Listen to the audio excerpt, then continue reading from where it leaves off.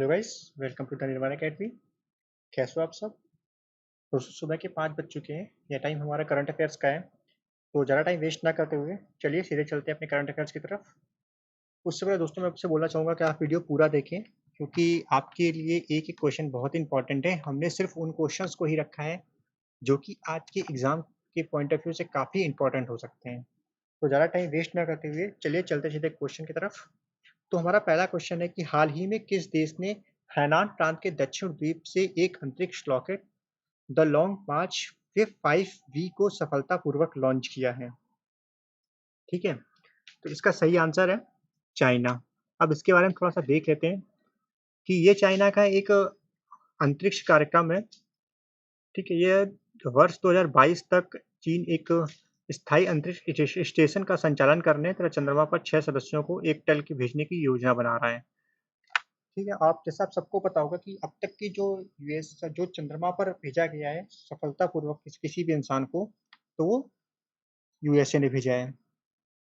ठीक, चलिए अगले क्वेश्चन पर चलते हैं कि नागरिक उड्डयन मंत्रालय के तहत कार्यरत नागरिक उड्डयन महानिदेशालय ने हाल ही में किस नामक एक पोर्टल लॉन्च किया है? ठीक है, तो दोस्तों उस पोर्टल का नाम है गरुड़। अब इसका जो पूरा स्वरूप है, जिसको फुल फॉर्म है गरुड़ का, इसका है government authorization for relief using drones. फिर से देख लीजिए, जिसका full form government authorization for relief using drones. ठीक है, अब गरुड़ का किस लिए यूज किया जाता है? अब गरुड़ पोर्टल का जो यूज किया जाता है कोविड-19 महामारी से मुकाबला करने के लिए। ठीक है, चलिए अगले क्वेश्चन तक चलते हैं कि आंध्र प्रदेश के किस शहर में एक प्लास्टिक फैक्ट्री में 7 मई 2020 को सुबह गैस रिसाव होने से एक बड़ा हादसा हो गया? तो दोस्तों इसका सही आंसर है विशाखापट्टनम में। जिस समय गैस का रिसाव हुआ उस समय फैक्ट्री में करीब 2000 लोग थे, जिन्हें अब निकाला जा चुका है। अब ये फैक्ट्री क्यों शुरू हुई थी? क्योंकि अभी गवर्नमेंट ने कुछ दिन पहले ही बोला है कि किसी भी फैक्ट्री में 33% स्टाफ रहेगा। ठीक है, उसके तहत ये फैक्ट्री शुरू हुई थी।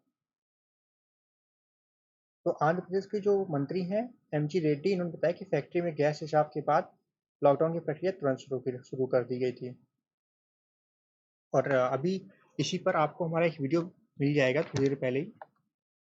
ठीक है, हमने कल रात को ही डाला है, तो आप जाके उसको भी देखिए अगर आपको इसकी पूरी जानकारी चाहिए। अगले क्वेश्चन तक चलते हैं। किस देश की खुफिया एजेंसी के पूर्व प्रमुख मुस्तफ़ा अल काज़ेमी ने हाल ही में देश के अगले प्रधानमंत्री के तौर पर शपथ ली है? इसका सही आंसर है इराक। इराक में कितने सांसद होते हैं? 255। ठीक, अब इसके प्रधानमंत्री कौन है? मुस्तफ़ा अल काज़ेमी। और जो यहाँ पर 5 महीने से चल रहा था नेतृत्व, ये भी खत्म हो गया है। ठीक है, अब काज़ेमी इससे पहले क्या थे? काज़ेमी जो इसकी जो खुफिया एजेंसी थी, ये उसके सदस्य थे। ठीक है, कोरोना में ये महामारी संकट क्यों पैदा हुआ था? तो इराक में कोरोना महावायरस वैश्विक महामारी के कारण ये पहले गंभीर संकट पैदा हुआ था, आर्थिक संकट, जिसमें उन्होंने ये जिम्मेदारी संभाली है। ठीक है, चलिए अगले क्वेश्चन पर चलते हैं। सीमा सड़क संगठन स्थापना दिवस निम्न में से किस दिन मनाई जाती है? तो दोस्तों सीमा सड़क संगठन, जिसको BRO भी बोला जाता है, इसने 7 मई 2020 को अपना जो 60वां स्थापना दिवस मनाया है। ठीक है, अब इसका पहला स्थापना दिवस कब हुआ था? 7 मई 1960 की। ठीक है, चलिए अगले क्वेश्चन की तरफ चलते हैं। केंद्र सरकार ने आर्थिक मामलों के किस सचिव को भारतीय रिजर्व बैंक के केंद्रीय निदेशक मंडल में निदेशक नियुक्त किया है? ठीक है, इसका सही आंसर है तरुण बजाज। अब तरुण बजाज किसकी जगह लेंगे? तरुण बजाज अतनु चक्रवर्ती का स्थान लेंगे, जो 30 अप्रैल को रिटायर्ड हो चुके हैं। अब तरुण बजाज है कौन? ठीक है, ये 1988 बैच के एक IAS अधिकारी हैं, और इससे पहले वह आर्थिक मामलों के सचिव बनाए जाने से पहले प्रधानमंत्री कार्यालय में अतिरिक्त सचिव नियुक्त हो चुके हैं, रह चुके हैं। चलिए अगले क्वेश्चन तक चलते हैं।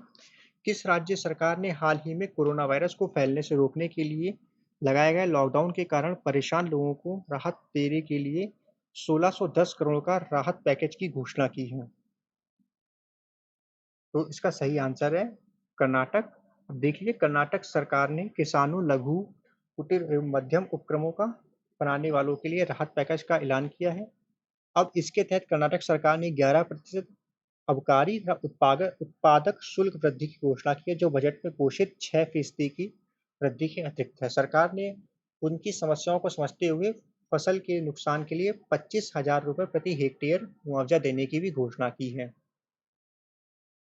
अगले क्वेश्चन की तरफ चलते हैं कि हाल ही में किस योजना के अंतर्गत 39 करोड़ से अधिक लोगों को 34,800 करोड़ रुपए की वित्तीय सहायता दी गई है। इसका सही आंसर है प्रधानमंत्री गरीब कल्याण योजना के तहत ये ये पैकेज की घोषणा की गई है। अब वित्त मंत्री निर्मला सीतारमण ने 26 मार्च को 1.70 करोड़ रुपए का राहत पैकेज की घोषणा की थी। अगले क्वेश्चन की तरफ चलते हैं कि भारत ने हाल ही में किस देश की 2.50 मीट्रिक टन हाइड्रोक्सीक्लोरोक्वीन की मंजूरी दे दी है। तो इसका सही आंसर है मैक्सिको। ठीक है, सामान्य तौर पर मलेशिया के इलाज में उत्पाद होने वाली इस दवा का सबसे बड़ा उत्पादक भारत है। ठीक है, इसीलिए अभी कुछ समय पहले अमेरिका को भी दी गई थी, अब ये दी गई है मैक्सिको को भी। ठीक है, अब देख लीजिए, अमेरिका के राष्ट्रपति डोनाल्ड ट्रंप ने भारतीय मूल के किस अमेरिकी नागरिक को आर्थिक सहयोग और विकास संगठन में अपने दूत पद के लिए नामित किया है। तो इसका सही आंसर है मनीषा सिंह, जो अभी विदेश मंत्रालय में आर्थिक और व्यावसायिक मामले की सहायक सचिव हैं। ठीक है, अब इनकी जो रैंक है ये एक राजदूत के बराबर होगी और ये 36 देश इसके सदस्य, और ये जो है विश्व व्यापार और ये पेरिस स्थित आईओसीडी आर्थिक प्रगति और विश्व व्यापार को बढ़ावा देने के लिए एक अंतर सरकारी संगठन है और 36 देश इसके सदस्य होंगे। दोस्तों, अगर आपको इसका पीडीएफ चाहिए तो आपको डिस्क्रिप्शन बॉक्स में टेलीग्राम का चैनल का लिंक मिल जाएगा, जहां पर आपको इसकी पीडीएफ मिल जाएगी। आपको हमसे अगर किसी और माध्यम से कांटेक्ट करना हो तो हमारे टेलीग्राम चैनल का लिंक, हमारे फेसबुक चैनल का पेज का लिंक, ठीक है, और हमारी ईमेल आईडी दी गई है। अगर आपको किसी स्पेसिफिक टॉपिक पर वीडियो चाहिए तो आप हमें वो भी टेलीग्राम पर या फिर आप हमें मेल करके बता सकते हैं, तो हम उस पर भी एक स्पेसिफिक टॉपिक पर वीडियो बना देंगे। ठीक है दोस्तों, इसी के साथ हमारा ये वीडियो खत्म होता है। जय हिंद दोस्तों।